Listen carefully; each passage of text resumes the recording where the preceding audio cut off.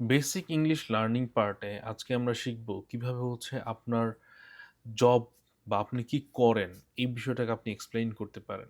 অনেক সময় দেখা যায় যে আমরা এই বিষয়গুলো নিয়ে কথা বলতে গেলে, কারণ আমি আগেই বলেছি আমাদের কাছে সহজ প্রশ্নের অ্যান্সারগুলো কিন্তু খুবই কঠিন হয়ে থাকে। তো এই ক্ষেত্রে আপনারা যেটা করতে পারেন, যদি আপনাকে কেউ কোয়েশ্চেন করে যে talk about your job or what do you do, এই টাইপের কিছু যখন প্রশ্ন করে তখন হচ্ছে আমরা সবকিছুর ক্ষেত্রেই যখন আপনি কোনো ইনফর্মাল কোনো একটা জায়গায় থাকবেন বা কোনো একটা কারো সাথে গল্প করছেন, তখন আপনার কনভারসেশনটা হবে গল্প। কনভারসেশনটা কিন্তু তখন কখনোই কোনো প্যারাগ্রাফ আকারে আসবে না। গল্পটাকে গল্প অনুযায়ী রাখতে হবে, গল্পের মতো সাজাতে হবে। সো সেই ক্ষেত্রে পুরো অ্যান্সারটা তৈরি করার জন্য আপনারা কিছু জিনিস ফলো করতে পারেন। ১ম পার্টে আপনি বলতে পারেন যে, "হোয়াট ডু ইউ ডু?" যে আপনি কি করছেন বা আপনি কি করেন? এরপরে যে আপনি আপনার কাজে "what do you do at work?" আসলে আপনার কাজের মধ্যে আপনি কি করেন? ১ম বিষয়টা হচ্ছে যে আপনি কি আপনার পরিচয়টা দিলেন। এরপর হচ্ছে আপনার কাজের মধ্যে আপনি আসলে কি করেন? এরপরে আপনি আপনার কাজের কোন অংশটাকে পছন্দ করেন? একটা কাজ করতে গেলে আপনারা সবাই কিন্তু আপনার পুরো ফুল কাজটাকে পছন্দ করেন না। হয়তোবা সিঙ্গেল একটা পার্ট, যেকোনো একটা পার্টকে আপনি খুব ভালো করে পছন্দ করছেন বা সেই কাজটা করতে ভালোবাসতেছেন, রাইট? এরপরে হচ্ছে আপনার কোনো গোল রয়েছে কিনা যে আপনি এই কাজটা করছেন।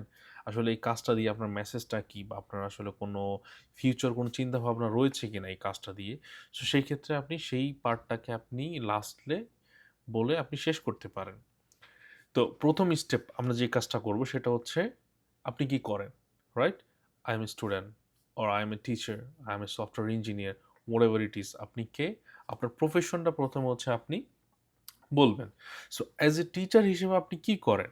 আপনার কাজের কাজটা কি? আপনি যে প্রফেশনে রয়েছেন, সো আপনি কি লার্ন করছেন নাকি আপনি টিচ করছেন না হোয়াট ইউ ডু? আপনি কি করছেন সেইটা হচ্ছে এক্সপ্লেইন করবেন জাস্ট সিম্পল কিছু সেন্টেন্সে।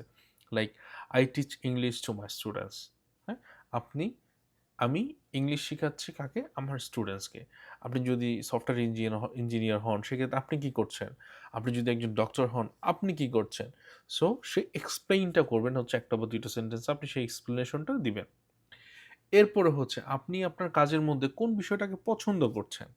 আপনি কি শুধু হচ্ছে অপছন্দের তালিকায় রেখে আপনি কাজটা করছেন? নাকি আপনি পছন্দের সহিত বা থাকে না অনেক সময় যে আপনি কাজটা করতে পছন্দ করছেন না, বাট জোরপূর্বক আপনাকে কাজটা করা লাগছে। সো সেক্ষেত্রে আপনি এই পার্টটাকে এখানে কিন্তু আপনি কি এড করতে পারেন যে, "I enjoy my job because I learn something new every day. I enjoy my job because I met some new people every day." তো তখন হচ্ছে কি আপনার যে কাজটা রয়েছে স্টেপ বাই স্টেপ আপনি গভীরে যাচ্ছেন। এরপর আপনার কাজের এক্সপ্লেইন করা শেষ। এবার হচ্ছে আপনি বলবেন যে, আপনার এই কাজটার মাধ্যমে আপনি ফিউচারে কি করতে চান? প্রতিটা সেক্টরের ক্ষেত্রে সেন্টেন্স বা স্ট্রাকচার বা আপনার অর্থটা কিন্তু আলাদা হবে। আমার সাথে আপনার মিলবে না, আপনার সাথে আরেকজনের মিলবে না।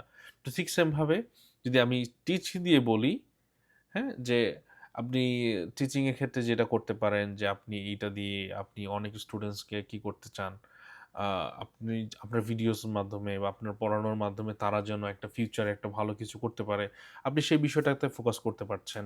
বা আপনি এই যে ক্যারিয়ারটাতে রয়েছেন বা সরি যে জব সেকশনে রয়েছেন, আপনি এটা দিয়ে কি আপনার ফিউচারের ক্যারিয়ারটাকে আপনি ইমপ্রুভ করতে চাচ্ছেন বা গ্রো করতে চাচ্ছেন, রাইট? সো এই লাস্টে একটা সেন্টেন্স এড করে আপনার পুরো কনভারসেশনটা শেষ করবেন। Like I want to grow in my career. সেক্ষেত্রে কি আপনার পুরো ফুল যেই সেন্টেন্সটা রয়েছে বা কনভারসেশনটা রয়েছে সেটা কিন্তু একটা পরিপূর্ণ অর্থ দাঁড় করাবে।